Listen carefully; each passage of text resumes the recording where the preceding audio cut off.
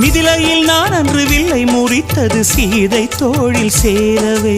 தீயில் மூழ்கி என் தேகம் ஜொலித்தது ராமன் பெருமை கூறவே. அக்பரது ராஜ்யத்தில் நீ அனார்கலி, சந்தனத்தேர் நாண வந்த சலீம் நானடி. ஏதேனின் தோட்டத்தில் ஏவாளும் நானாக, ஆதாமின் நெஞ்சத்தில் ஆனந்தத்தேனாக.